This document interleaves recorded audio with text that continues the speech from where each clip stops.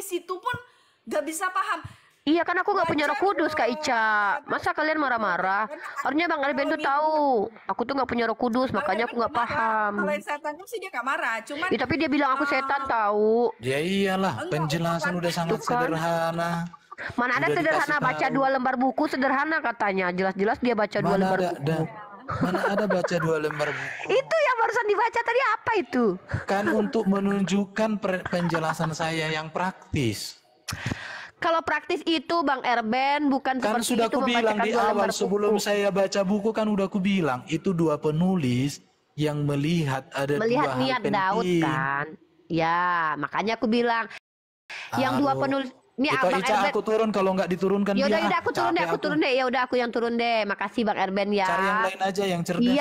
Iya, cari yang cerdas lah sana. Bang Kalau Erben udah kan cerdas dijelaskan, banget, jadi gini pintar, Toh Ica, ganteng, kalau Toh baik, Ica sebagai rajin, host rajin baca sudah merasa Bible. bahwa jawaban kita itu jelas, Iya, Iya, aku diturunkan aja pertanyaan turun, itu. tapi aku mau menyapa-nyapa dulu Kenapa? Kak Ica. Jangan sampai para marah-marah. pendengar menjadi nggak Jangan mengerti. sombong, Kenapa? Pak Karena Erben, iblis jangan itu tujuannya sombong. membuat Oke, orang oke, tidak oke, mengerti oke. kebenaran. Mbak, ini loh, Bang Erben ini punya Silakan, ini loh, silakan. suuzon terus sama orang-orang nih. Gimana mau jadi Oke, pendeta betul. Lah, kalau orang udah suuzon? dijelaskan. Kita ini ya ada si Tristan ya. Oke, Ya udah ya.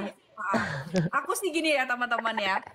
Yang saya tangkap Ini ketawa-ketawa lagi gimana ini sih? yang saya tangkap Daripada marah-marah kayak Bang Erben, mending ketawa-ketawa lah. Belum, Enggak, itu Erben nggak menghina marah. itu Erben orang lagi kalau- bicara baik-baik. Astagfirullahalazim. Bang Erben ini prasangka buruk Iyalah. terus nih sama siapa-siapa deh. Aduh, Tuhan. Diam aja itu ini aja biar supaya Pagi, Assalamualaikum Rifa. Ya, ya. 2 lawan 2 yuk, Tristan. cari satu lagi. Aku sama Rifa. Erben sama siapa gitu tentang iblis menghasut Udah, Daud. satu kali ya, satu rumpun nggak apa-apa. Tristan. Asalkan jangan Gini loh, ngeyel. teman-teman, bentar itu. Harusnya kan kalau kayak gitu tadi, Kak Ica, kamu bantah Bang Erben bilang aku penjelasannya pakai setan dalil. boleh. Aku ketawa dituduh ngejek. Dia bilang, dengar, bentar, ini nggak adilnya ya. Bang Erben menuduh aku setan, kalian Dalam biarin. nama Ketika aku Yesus lah. ketawa, Kak Ica ketawa tuh. Kak Ica ketawa tuh, dibilang mengejek sama Erben. Jahat Erben nih. Unirifa, bukan maksud itu Erben ini bilang, maksudnya kan sudah dikasih tahu nih. Ini bilang aku setan loh. Diumpamakan. Aduh, Mana Ica ada. ini nggak ngerti Ini yang saya juga tangkap udah tuh. dibilang. Jadi itu Erben ini mengumpamakan bahwa si setan ini nggak mau dengerin ya sama kayak Aku dituduh setan. Kak aku ketawa dia bilang setan, dia bilangin aku setan nggak apa-apa. Orang jahat dibenerin, orang kayak aku yang bertanya. Saya mau tanya sama Ito Ica gini aja Ito Ica. Kalau Ito Ica sudah paham, penjelasan saya sudah tuntas. ya. Kan sudah saya bilang tadi, itu 2 penulis melihat satu peristiwa. Mungkin Unirifa ini sudah tahu, cuman yang dia pertama itu menulis dari sisi niat baik. Tetapi yang satu menyoroti bahwa di tengah awal yang baik itu justru ada niat iblis untuk menjatuhkan Daud. Jadi 2 peristiwa itu menunjukkan bahwa Daud yang tadinya mengawali dengan baik justru mengakhirinya dengan buruk peristiwa itu, dan dia pun kena hajar gara-gara dia gagal konsisten. Kan udah dikasih tahu seperti itu. Cuma kan dia membuat orang supaya nggak mengerti penjelasan. Iya, tapi mungkin namanya dia pengen belajar nggak apa-apa ya, toh kita maklumin ya itu ya, namanya orang kan pengen belajar ya, seperti yang apa yang dia katakan, mana tahu suatu saat nanti dia menerima Tuhan Yesus, dia sudah paham, jadi dia bisa menjadi pendeta. Amin ya, kita saling ini aja gitu ya itu ya. Kak, pendeta Wati, bukan pendeta kalau cewek. Iya pendeta. Si Tristan dari tadi ketawanya. Halo Tristan, selamat siang. Selamat pagi Tristan. Pagi. Udah Ada mandi yang belum? ingin kamu tanyakan? Klasik lah ya. Ya, silakan. Unirifa jangan kemana-mana ya, ini seru nih. Roma 6 ayat 23, upah dosa adalah maut. Itu apakah semua dosa itu mendatangkan maut? Dan mautnya di mana tuh? Gitu.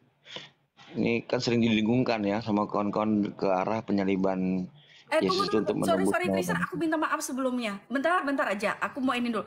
Teman-teman ya, seperti ayat yang tadi yang menjadi pertanyaan dari Unirifa itu, bukan berarti ada penulis yang iblis menghasut Yesus ya, atau dikatakan di situ ada penghasut, ada 2 orang gitu. Nah, tetapi di situ sudah dikatakan bahwa apa ada Gad Nathan ya sama Esra ya. Nah itu kan dua berbeda. Dia melihat gitu ya, melihat seperti yang tadi Bang Erben contohkan kepada saya ya.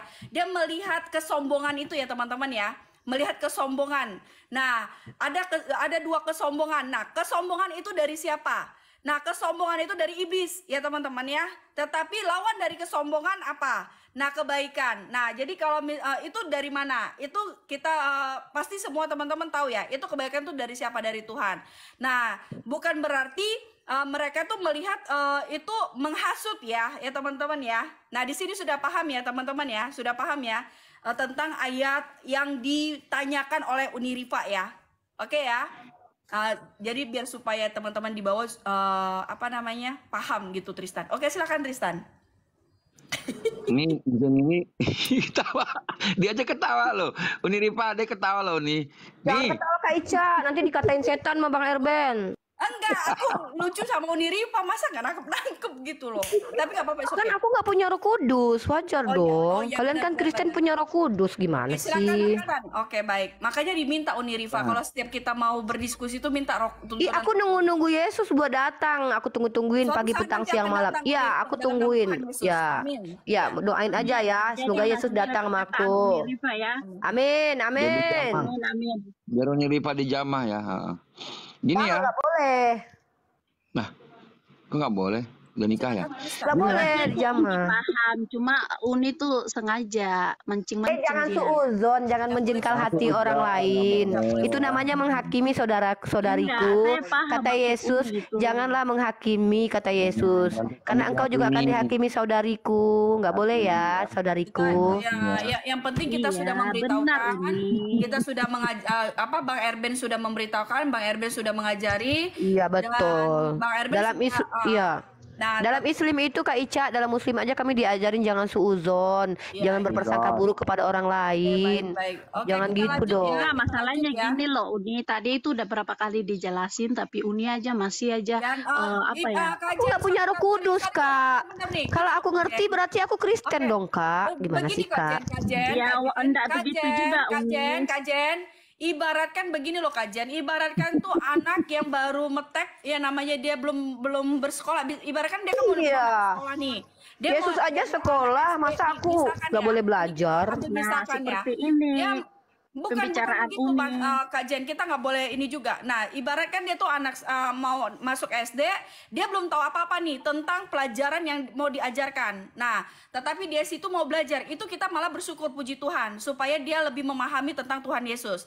Nah itu cara kita untuk mengasihi saudara kita gitu, walaupun ini lama-lama kebijaksanaan dalam memusyawaratan perwakilan. Bentar Tristan. Tetapi apabila ada niat yang tidak menyenangkan di dalam hatinya, itu bukan urusan kita. Yang penting keren Kak Ica memberikan yang terbaik, memberikan firman Tuhan, memberikan ajaran firman Tuhan sesuai kehendak Tuhan. Kak Ica kayak orang Muslim deh, prasangka baik mulu. Lama-lama syariat loh, lama-lama syariat, lama-lama mualaf.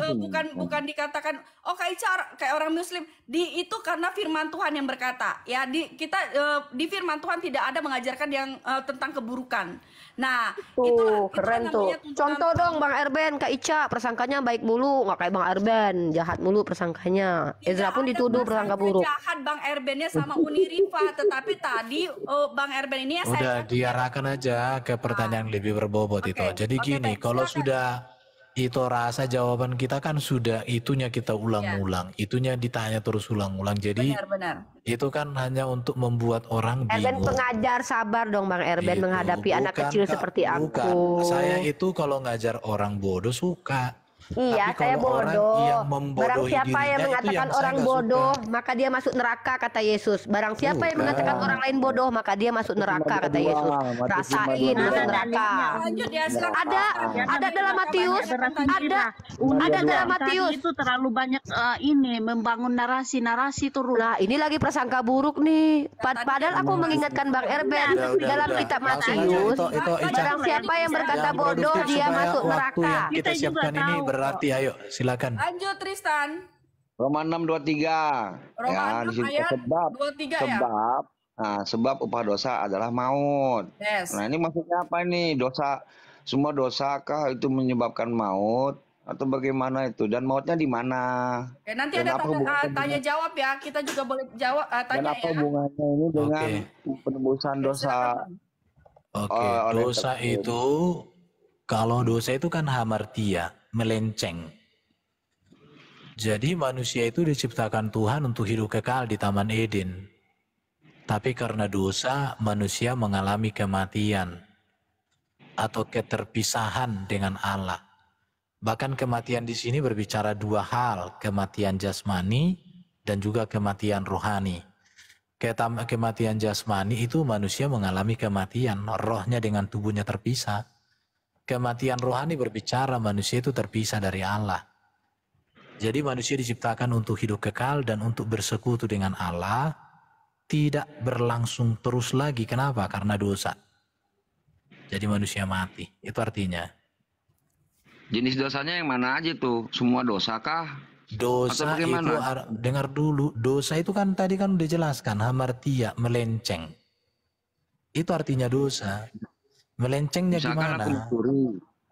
Mencuri itu perbuatan dosa. Jadi di Alkitab itu dibedakan antara dosa dengan perbuatan dosa. Dosa itu berbicara melenceng dari ketetapan Allah. Contoh, saya kasih gambaran, saya kasih penjelasan. Manusia diciptakan hidup kekal, karena dosa manusia mengalami kematian. Manusia diciptakan untuk bersekutu dengan Allah, karena dosa manusia terpisah dari Allah. Manusia diciptakan untuk berkuasa di bumi, karena dosa manusia justru dikuasai. Manusia diciptakan hidup sempurna, karena dosa manusia hidup tercemar. Itulah yang disebut dengan dosa. Kalau perbuatan dosa, itu baru namanya mencuri, membunuh, mengambil istri orang lain. Maut. Itu. Mautnya di mana tuh, Ben? Ya, mautnya di mana? Maut itu kan berbicara kematian badani, kematian rohani. Kematian jasmani berpisah antara tubuh dan rohnya. Kematian rohani terpisah dari Allah. Tidak berkenan bersekutu dengan Allah. Di akhirat nanti nggak ketemu Allah gitu. Oh gitu. Kau bertanya di mana? Udah, nih. Gak nyambung. Iya. Pertanyaannya di 1 Yohanes 5 ayat 16-17 ada upah dosa yang tidak mendatangkan maut gitu. Dosa yang tidak mendatangkan maut yaitu Oke, gini itu Erben, saya perjelas lagi ya Tristan. Sebut apa dosa yang dosa maut dan yang tidak maut gitu loh, itu Erben maksud si Tristan ini. Iya, di 1 Yohanes, coba bacain di 1 Yohanes 5 ayat 16-17. Gitu, biar dia paham itu Erben, kasih paham itu Erben. Pelan-pelan ya Pak Supir. Jadi ya ketetapan Tuhan mana jika yang kita tahu, perhatikan baca baik-baik 1 Yohanes 5 ayat 16. Kita baca mulai ayat 13. Semuanya ini kutuliskan kepada kamu supaya kamu yang percaya kepada nama anak Allah tahu bahwa kamu memiliki hidup yang kekal. Inilah keberanian kita untuk datang kepadanya, yaitu bahwa ia telah mengabulkan doa kita jikalau kita meminta sesuatu kepadanya menurut kehendaknya. Jikalau kita tahu bahwa ia mengabulkan apa saja yang kita minta, kita juga tahu bahwa kita telah memperoleh segala sesuatu yang telah kita minta kepadanya. Kalau seorang melihat saudaranya berbuat dosa, yaitu dosa yang tidak mendatangkan maut, hendaklah ia berdoa kepada Allah dan Dia akan memberikan hidup kepadanya, yaitu mereka yang berbuat dosa yang tidak mendatangkan maut. Ada dosa yang mendatangkan maut, tetapi tentang itu tidak kukatakan bahwa ia harus berdoa. Semua kejahatan adalah dosa. Tetapi ada dosa yang tidak mendatangkan maut.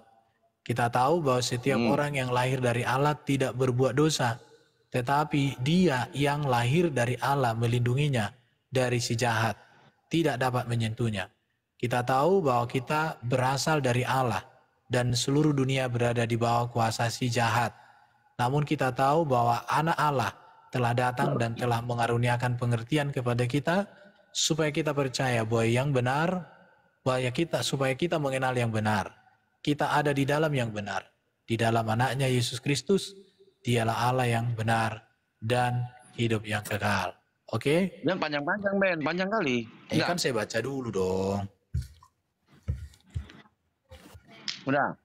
Kau bilang tadi upah dosa adalah maut. Dosa di situ ketetapan Allah, manusia hidup kekal. Yang dosa tidak mendatangkan maut itu ketetapan Allah yang mana? Bentar ya. Tenang.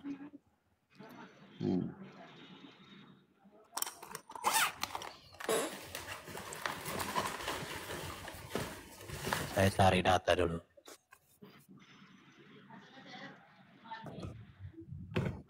Ini. Udah sarapan nih, Alun.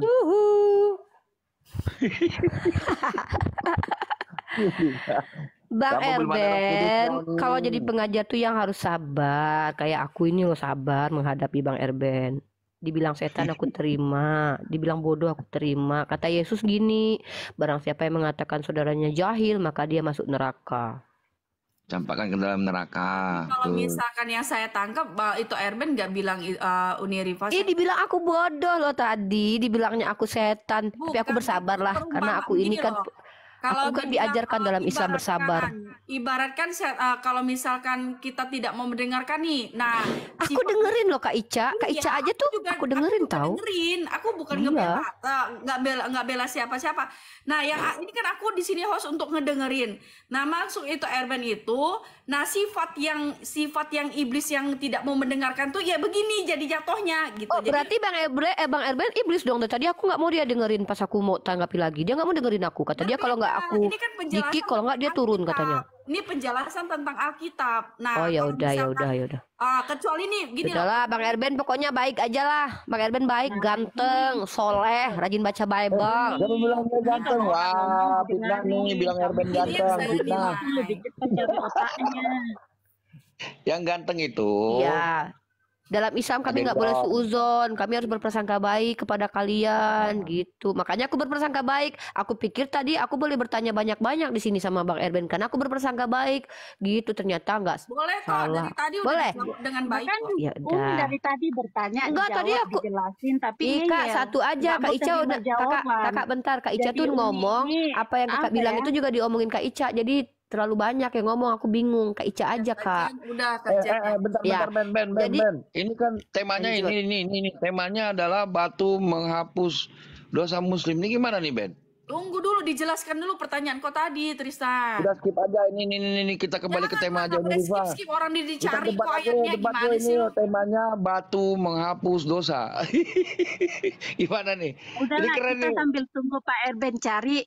Ayo kita bahas tentang ini batu menghapus dosa. Orang itu kontradiksi nggak kan ketemu. Tristan ini room Kristen Tristan. Ini tempat kita belajar menjadi Kristen Tristan. Mana tahu kau dibaptis besok. Diam kau Tristan. Gua maunya dibaptis pakai api. Doakan si Tristan dapat Roh Kudus Kak Ica. Kak Ica doakan aja. Perhatikan ya. Oke, saya jawab. Udah dapat Tristan udah dapat nanti baru perhatikan. Kalau seorang melihat saudaranya berbuat dosa, yaitu dosa yang tidak mendatangkan maut, hendaklah ia berdoa kepada Allah dan Dia akan memberikan hidup kepadanya, yaitu mereka yang berbuat dosa yang tidak mendatangkan maut. Jadi di sini dikatakan bahwa seorang yang telah menerima Kristus Yesus dan mengakui Yesus sebagai Tuhan dan Juru Selamat, dosa-dosanya masa lalu itu diampuni. Namun sebagai manusia masih hidup di dunia dan ia bisa saja jatuh ke dalam dosa. Untuk itu orang yang seperti itu harus didoakan supaya dia mendapati kasih karunia. Artinya di sini apa? Untuk itu Yohanes menasihati agar kita saling mendoakan apabila kita mendapati saudara kita jatuh dalam dosa. Sebab tidak ada gunanya dosa yang tidak mendatangkan maut, yaitu dosa yang di luar menghujat Roh Kudus. Karena dikatakan di surat Yohanes lain, dosa yang tak diampuni itu kan dosa menghujat Roh Kudus. Di surat lain dikatakan. Jadi itu dosa yang tidak mendatangkan maut itu, contoh, saya kasih contoh itu Ica ini udah ditebus oleh Yesus dia. Tapi dia berdosa, maka kita doakan supaya dia jangan hidup di dalam dosa. Supaya lekas dia sadar tidak mendatangkan maut lagi dosa itu. Kenapa? Karena dia sudah ditebus oleh Kristus. Tetapi kalau dia terus-menerus hidup di dalam itu, maka dia dikuasai dan dia akan mendapatkan hukuman juga. Jadi kita doakan, itu artinya. Iya. Oh, berarti ini mirip Islam ya? Lu lama-lama syariah juga, Ben? Masuk ke Mana masuk di ada neraka mirip dulu. Islam? Amit-amit, bro. Lu Mohon kenapa sih maaf. ngikutin Hukum dulu, hukum. sama Ngapain ikut Islam? Gak ada hubungan. Ini Pak, dia bilang kan dihukum dulu. Satu-satu lah ngomong. Mana ada, jangan framing. Satu-satu lah ngomong biar Jadi enak. Aku lagi belajar loh ini sama Iya, pendeta Erben loh. Satu-satu lah. Dulu di neraka. Mana ada mirip Islam? Kalau Islam Aku juga mirip mau Kristen tanya lagi wajar. Bang Erben. Kak Ica, aku boleh nggak lagi bertanya? Aku jadi dapat pertanyaan baru nih, boleh nggak? Jadi kalau nggak mungkin Kristen ikut Islam, Tanya Bang orang Erben, Islam boleh baru nggak? Mau datang Dia nggak mau 600 tahun nanti. kemudian. Amit ah. Udah mulai kayak Islam ini Erben. Tapi ini. kalau Enggak Islam sama ngikut Tristan, Kristen, enggak jangan itu biarin baru. Tristan. Gini Tristan, tadi kan aku Kak Ica. pede dengan Al-Quran kamu. gantian dong Kak Ica, aku juga mau tanya sama Bang Erben lagi. Silakan. Nah, tadi kan Bang Erben bercerita tentang Yesus itu adalah inkarnasi dari firman yang transenden. Ya, kemudian dia menjadi imanen. Nah, pertanyaan aku selanjutnya Bang Erben, ketika Yesus menjadi imanen, lalu dia naik ke surga, dia tetap imanen atau menjadi transenden kembali masuk ke dalam Allah Bapa? Gimana itu Bang Erben? Yesus di surga tetaplah dia sebagai manusia, tetapi dengan tubuh yang dimuliakan. Oh, berarti Jadi tetap imanen. Yesus ketika di surga, dia tidak menjadi Allah Bapa, dia tetap sebagai inkarnasi firman Allah. Lalu yang berkuasa di surga siapa? Bang Erben, Bapa atau Yesus yang imanen itu? Bapa tetaplah menyatakan kepenguasaannya itu melalui Kristus. Namun Jangan bilang Bapak pensiun loh Bang Erben. Maksudnya Bapak tetap menjadi Tuhan. Bapak pensiun, yang mengatakan Bapak pensiun itu kan Makanya yang disembah siapa nanti di surga Bang Erben? Yesus atau Bapa? manusia tetap menyembah Allah yang transenden, yang menyatakan kemuliaannya secara sempurna di dalam Yesus. Oh, berarti yang disembah Yesus nanti di surga. Loh, kita menyembah Allah Bapa sampai sekarang. Nah, pun, Yesus jadi apa selama-lama. di surga? Yesus sebagai Raja segala raja, sebagai Mesias Allah. Oh, jadi bukan disembah Yesus nanti di surga. Disembah sebagai Mesias, sebagai firman yang dalam Berarti ada dua yang nama. disembah dong, Bapa sama Yesus dong. Iya, iya. Jadi dengarkan Oh iya, ya. kata Kak Ica. Dengar dulu, Oh. dengarin. Kata Aisyah loh, iya Dengar loh. dulu. Tetapi berbeda, Bukan hanya berbeda dua. ininya. Orang berbeda Kristen ketika konteksnya. dengar dulu, ketika orang Kristen menyembah Allah Bapa, sudah pasti menyembah firman dan rohnya. Namun Iya. berbicara di dalam kerajaan surga, yang kita lihat itu kan Allah yang menyatakan kemuliaannya di dalam Yesus Kristus. Jadi kita nanti bersama Kristus di surga. Iya, Bang Erben bersama Yesus sebagai raja di surga menyembah Iya. Bapa. Yesus menyembah Bapa enggak? Yesus sebagai hamba yang memuliakan Bapa. Nanti bisa kita baca itu di 1 Korintus 15. Wah, dia Bahkan hamba Yesus- nanti di surga, Bang. Loh, makanya kalian ini selama ini kemana? Makanya kalian Ya, jangan jalan-jalan terlalu Bang aku kemarin ke Bali. Berarti dia Makanya. hamba nanti di surga. dengarkan. Kita baca ya.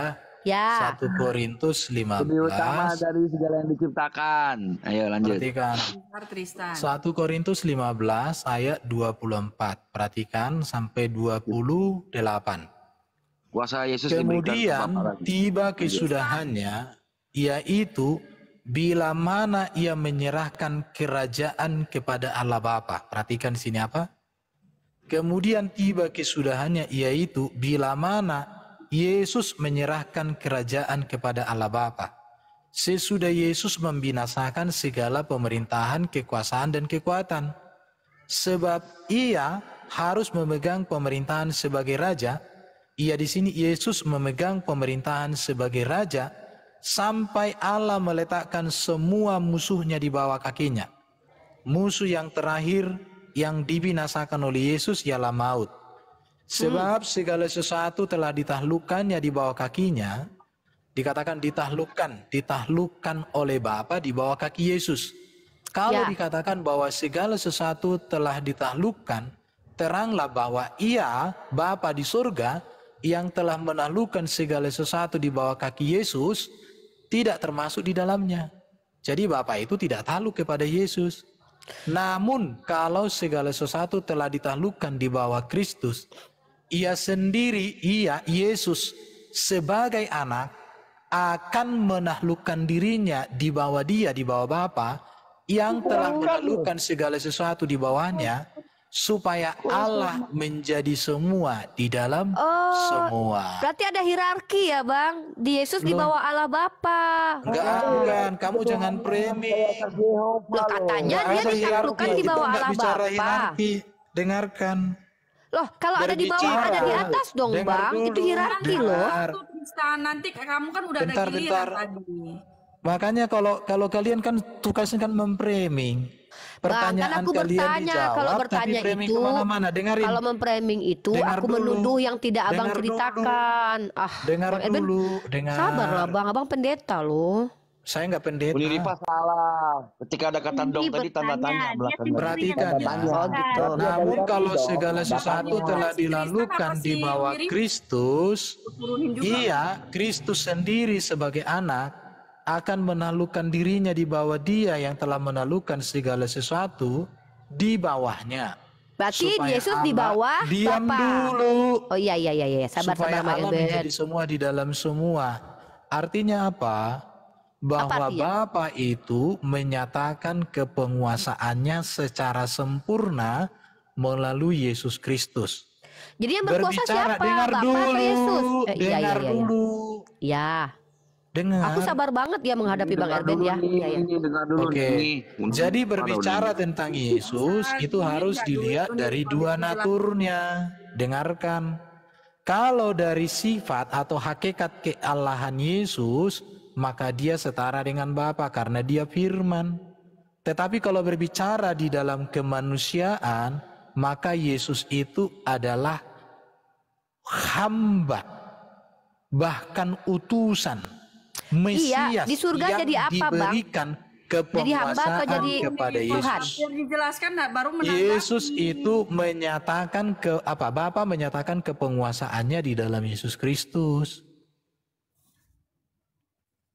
Jadi bukan berbicara hierarki di situ, tapi berarti, berbicara Bang Erben, Bapa tidak pernah menampakkan diri sampai kapanpun ya dalam Kristen ya. Bapa itu tidak terlihat. 1 Timotius 6 ayat 16. Wow. Allah itu terang yang tak terhampiri.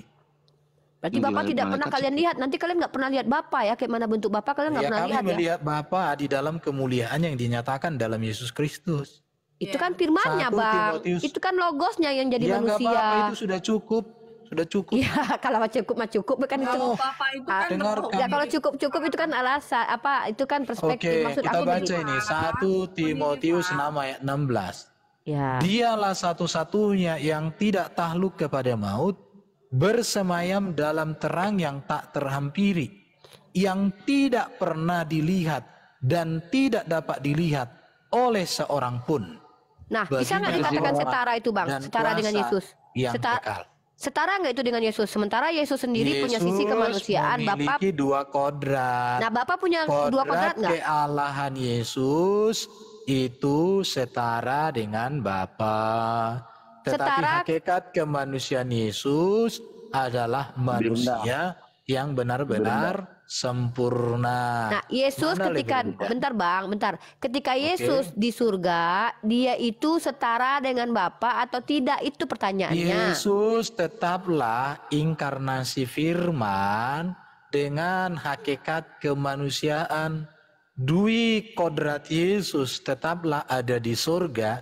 Bedanya Yesus dengan tubuh kemuliaan, tubuh yang tidak dibatasi ruang dan waktu, tubuh yang kuasanya naturnya manusia dan nyata. Naturnya manusia Bang.